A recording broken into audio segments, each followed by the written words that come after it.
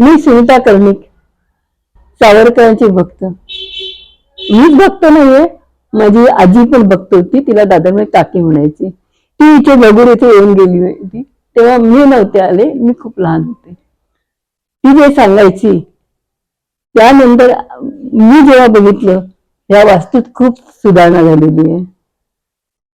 अर्थात त्यावेळेला ब्रिटिश काळात कदाचित नसेल झाली, पण आता या सगळ्या लोकांनी जे व्यवस्थित पण ठेवलेलं आहे, स्वच्छता ठेवलेली आहे, ती मला खूप आवडली. फक्त एकच इच्छा आहे, हे भुयार जर कोणाला वापरायला जायला मिळालं तर मलाही आवडेल. असं ऐकलंय माझ्या आजीकडनं आणि काही लोकांकडनं, हे राम मंदिरात उघडतं. खरं आहे का? तसा नाही विषय. पूर्वीच्या काळी जे पैसेवाले लोक आहे घर बांधताना नाही ना, घर बांधताना असं भुयार काढून ठेवायचं. पण किती लांब तर 150-200 मीटरच्या आसपास. अच्छा.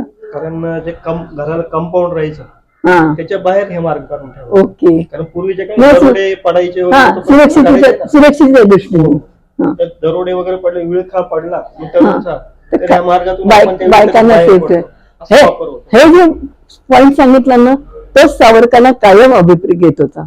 ब्रिटिश जमान्यात किंवा काही बाबतीत प्लेगच्या वेळेला ज्या बायकांना त्रास व्हायचा, त्यासाठी सुधारणा म्हणून ही कल्पना फार चांगली होती. कदाचित शिवाजीच्या काळापासून असेल कित्येक भुयार आहेत. तर ती भुयार सरकारने किंवा या मंडळाने पुढच्या पिढीला बघायला ओपन करावी. जसं साफळच्या राम मंदिर मध्ये भुयारात जाता येतं, तसं करायला काय हरकत आहे? पुढची पिढी ट्रॅकिंग करते ना, त्या दृष्टीने इथे येतील.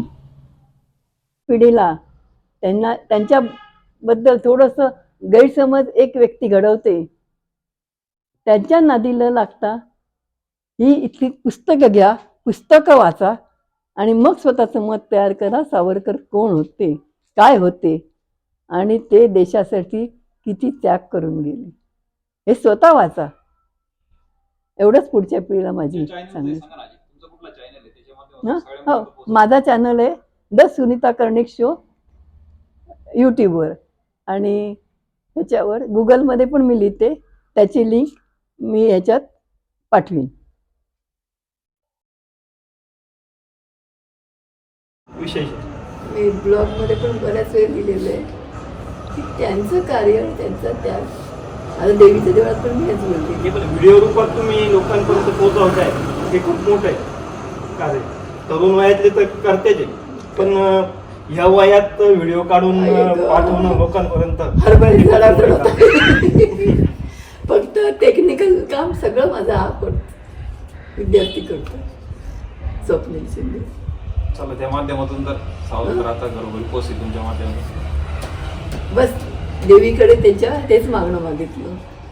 आता आम्ही खंडोळ्याच्या देवळात गेलो, तिथे त्यांनी पण छान रिस्पॉन्स दिला. बसून मागच्या वर्षी मी त्यांना विचारलं होतं करू का,